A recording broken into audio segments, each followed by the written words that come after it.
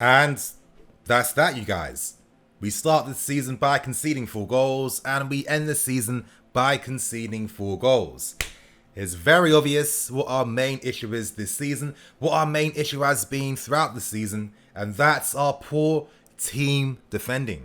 And I'm really stressing this, you guys, team defending, because whenever we concede goals, there's about 3 or 4 individual mistakes involved in us conceding. And this is why it's collective. Throughout the season, it's fairly obvious why. For me, the midfield has been a glaring issue. And the main reason why we lost today's game very heavily was because our midfield was basically non-existent. Now, you know, N'Golo Kante, I know that he's getting a lot of disrespect right now. It does frustrate me a bit. It really does frustrate me because it's always constantly missing the point and not understanding. Now, people might think, you know, why was Kante not playing as a DM? Does this prove that he has no discipline? He just wants to like run around like crazy, closing people down, just chasing those causes? No. It's very obvious that Lampard told Kante to play further forwards, to bring the ball back for us higher up the field where we can create some opportunities, because let's not forget, we are a counter-pressing team and Kante is one of the best in the world at what he does. If we had him playing deeper throughout the entire game, what was Barkley or Kovacic going to do? Absolutely nothing. And, you know, I think midfield has to be really addressed. I think our defence has to be addressed for next season too. And it's fairly obvious that some of these guys playing today, we're never going to see them again. I mean, let's keep it real. I'm looking at Emerson as an example. You know, he is tidy on the ball. He does have good technique, but, you know, we can't look at the aesthetic of players every single time. Too often it's the aesthetic we're looking at, and if they look good, it must mean they're good. Nope. There's a lot more substance behind football, you guys, a lot more depth behind things, and if this was a game for Emerson to really prove to Lampard, listen, you know, I want to stay, don't just like sell me on right now. I can still contribute to this team. I can still, you know, do something here. He fumbled it. He absolutely fumbled it. He was at fault, you could say, for 3 goals scored against Bayern Munich. Terrible positioning off the fields. I mean, my God, for the goals we conceded in the first half, where the hell was he? He was high up there doing absolutely nothing, you guys. And, you know, when you have individuals like this who, and we can also keep it real, aren't of a top 4 level, then it's natural that you are going to have one of the worst defensive records in this club's history since 1991. I think that's about, what, 81 goals conceded across all competitions. That's terrible. That really is bad. But for me, it doesn't come down to just basic analysis like, you know, if we had a different back 4, we'd concede less. No, it's the midfield. Lampard's not having a fully fit Kante throughout the season has been absolutely terrible for his plans, because Kante is by far our best defensive mid, and he's also the best defensive mids in the Premier League. So when you miss out on a player of this ability, it heavily affects what you can do. You know, I'm looking at guys like Jorginho's and Kovacic's, who are guys that, you know, most likely we aren't going to see too much from next season. There's no way in hell Lampard was thinking to build his tactics and his plans around a midfield of Kovacic and Jorginho. That was never the plan I saw, and so many factors have worked against Lampard throughout this entire season. I do feel at times that we do forget that Lampard has constantly had to adapt to, you know, issues in the team, and I think the final game of the season really reflects that. Right before the game starts, Loftus-Cheek picks up another injury, which it is frustrating, but based on the injury he picked up, it's typical. Players pick up recurring injuries after, you know, a really heavy, devastating injury like this, and as Lampard told us from time back, we have to wait for Ruben for next season. That's what I mean, you guys. You know, we're up against a Bayern Munich team without an Azpilicueta, a guy that never gets injured. He's now out for 3 weeks. Christian Pulisic, probably our best player this restart period. He's not available in a game like this against Bayern. Imagine his pace and his skill against them. Willian, another player that picked up another injury. Him and Pulisic are joined together for goals scored for us. You know, he's played a massive part for this team. A massive supportive role for this team that, of course, is constantly going to be dismissed and overlooked, because a lot of times when people hate on players, most times, and I'm just going to say it straight, you guys, because I'm someone that doesn't pander, most times it's pure ignorance because they don't even know what they're talking about. I said it. When you're missing out on players like this in the team against a Bayern Munich team who, if we're here, I mean, my hand's going outside of the camera range, you guys. That's how high a level Bayern Munich are right now. Then, of course, games like this were bound to happen. And for me, this is why I'm not too upset you know, my anger was there in the first second we lost it, because from that moment on, there was no way we were getting back. And of course, if you're starting the game without your Aspies, your Williams, your Pulisic, and all these other guys too, that dramatically reduces your chances of doing anything in this game today. But you know, maybe to speak about some of the players that we most likely won't see from next season, or see too much of from next season too. That midfield today, you guys, it was really bad. And for me, Kante was the only one providing anything in the team. The only one providing something defensively, and the only one providing something offensively too. So the fact that he's become a meme right now just sums up, this typical Prem fans not understanding tactics, not understanding nuance or depth or anything about football. Literally, what they see in front of them is how they compute the game. Sick and tired of it. Absolutely boring. And you know, if some of our fans are going to pick up on that too, learn the game. Honestly, learn the damn game. Kante was the only one doing anything for us in midfield. Ross Barkley today, what did he do? Nothing. Pedestrian when it came to closing men down, pedestrian when it came to pressing, pedestrian on that ball, pedestrian moving the ball vertically as well. Did absolutely nothing. And of course, Mateo Kovacic is another one. He was at fault for the second goal I think we conceded. And how many times was he getting caught by Goretzka? Time and time again. And of course with Kova, who again is a great aesthetic player. And I saw this funny tweet earlier. I forgot who the account was. It was a mad tweet. It was absolutely right. Kovacic is all vibes. Kovacic is a vibes midfield player. You know, he looks good on the ball. He looks saucy. He looks good. But the substance, you guys, is not there. There were so many times when it came to playing a crossfield balls like a Reece James or a Mason Mount or Hudson. He wasn't finding these guys. He wasn't pulling those passes off. And in the end, it was kind of like, what did he provide or do? Absolutely nothing. And this meant that Lampard was forced to have to make something work from nothing. And that's why Kante had to play the role of 3 midfield players today to try and bring something to this team. So I really mean it. Kante was not the issue today. And if you think he was, study the damn game. Learn the damn game. But still though, you know, Bayern Munich, a team that finished their season a few weeks back. They've only played, I think, 1 pre-season game against Marseille. I mean, yeah, they made a lot of subs in this game today to make up for the fact that they're not fully fit. But wow, a Bayern Munich team that aren't fully fit absolutely outclassed us again. And they outclassed us in those important areas. In midfield, it was easy for them. And offensively too. I mean, Lewandowski, he's a legendary striker, you guys. He's a striker that we'll be telling our kids about and our grandkids about. Only a few strikers like this every generation reach that level, and he couldn't be stopped today.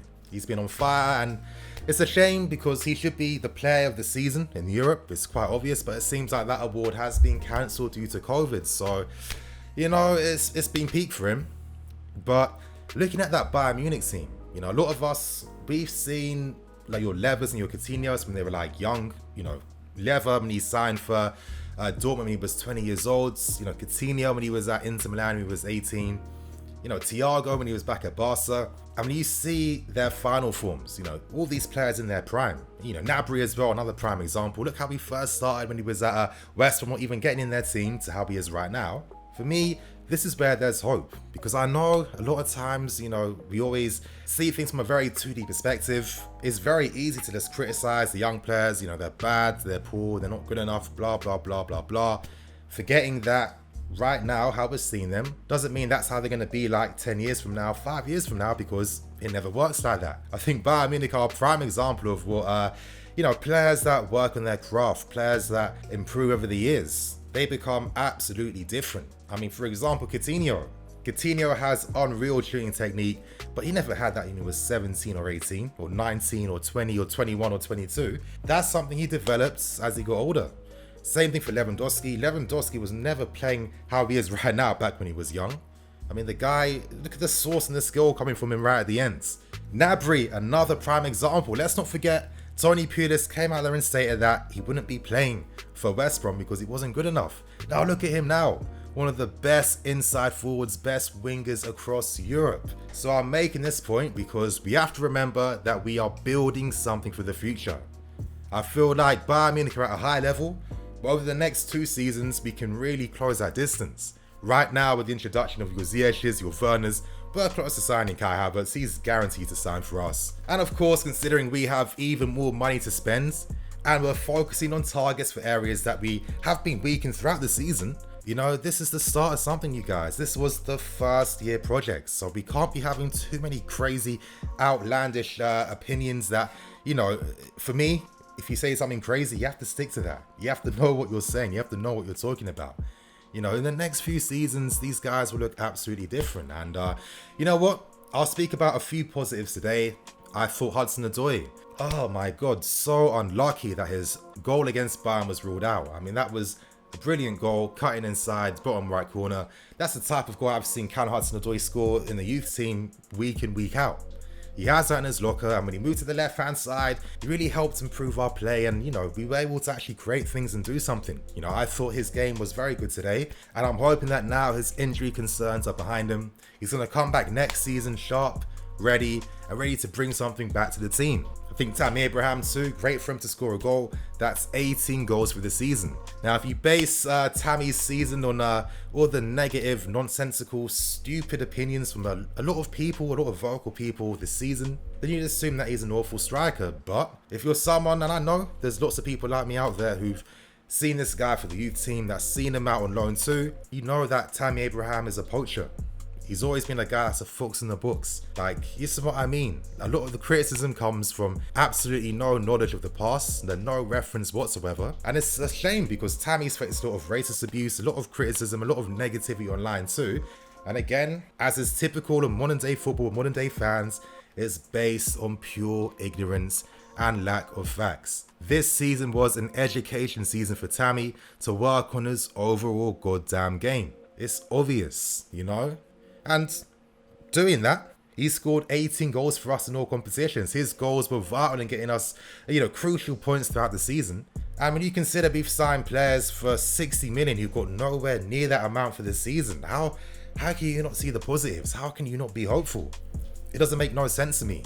It really doesn't make no sense to me. You know, I think maybe this was the game that it definitely has to be like a final straw for Lampard to just kick some of these guys out of the team. You know, Ross Barkley, for me, he proved that he's not a Champions League ready player. A game like this, he didn't stand out on both legs, and, you know, to move on, you need players that are going to do something. You know, he has to go. Jorginho too, you know, one of the main reasons why we've been awful this season defensively, and I say Kovacic as well. Kovacic for me is going to be a squad player for next season. He'll come on for the last 30 minutes of a game to help secure the lead. You know, most of his big games have come against bottom half teams. You know, let's keep it real. When it comes to games like this where you need more quality and substance behind all the vibes, it's not there, you guys. Literally today, Bayern Munich bypass our midfield every single time. Kante can't stop them by himself. Look at the quality there. Look at Thiago. Look at the difference here between Thiago and Kovacic. Now, you know, I'm not going to be too harsh because Kovacic is still 24 years old. By the time he's 26, 27, I'm sure under Lampard, he's going to develop and become a better player. And he's definitely good enough to be part of the squad. And he is going to get better. I can put my hand on my heart and say that. But look at the difference between Thiago and Kovacic. How much excellent defensive play did Thiago put in today? You know, this is a Bayern Munich team that haven't been playing for a while because they won the league how many weeks back, you guys? How many last-ditch tackles did he make? His pressing, his work rate, his ability to spot runners in behinds. You know, the key stuff. It was all there. And that's the levels. That is absolutely the levels. So, you know what? To end this review, you guys, one of my big disappointments today was that Lampard didn't give the young guys like Lewis, Spate and Broja and Lawrence and Matson an opportunity to play today. I was just thinking, Frank, as the game was going on, Frank, please let one of these youngers play. I want to see Bate in midfield. I mean, at least you'd see something. At least this would be an opportunity for these young guys to feel like, wow, you know, next season I'm going to come back even hungrier. You know, I got to play against Bayern Munich. You know what I mean? It was annoying that Lampard didn't do that, and maybe there was a reason behind why. You know, right now I can't really think of that, but maybe Lampard wanted to prove a point, make an example of certain players, make an example to the board that the issues I'm constantly complaining about in this team, I think it was on show tonight, and I think it was glaringly obvious. You know, we played against a team that we one day hoped to be on their level. We're so far off that right now, but we are working towards getting there. We are absolutely working towards getting there. And you know what? I still feel confident that next season we are going to look a lot better. I think it's very obvious. I think there's still a lot to be hopeful about. And to be honest, this is those games where we had to have very realistic expectations. I mean, we already lost the goddamn game anyway, so it didn't really matter whatsoever. But, you know, at least now it seems like we are going to do things to address our weak areas, and I think midfield is key, and of course getting a new left back and maybe another defender who can talk and vocalize, because Christensen and Zuma, even though they're great individually, as a partnership, sometimes they aren't there because they don't talk, they don't vocalize, and it's annoying. It really is frustrating, and these are the details that's been working against Lampard throughout the season, and for me, he's proved his worth and his merit and his weight in goals. He's been forced to adapt to the team time and time again, and he got us to the 4th place spot, you guys. With the midfield of Jorginho and cover for most of it, with so many injuries happening to players too, and injuries happening at the worst time as well. So for me, you know, we got through the first phase, we've secured Champions League football, and we're building things for a better tomorrow. So that's it, you guys. That is the final match review of the season. I hope you guys enjoyed. I'm Nini FC. This is Blue Lines TV. I'll see you guys later with some more videos.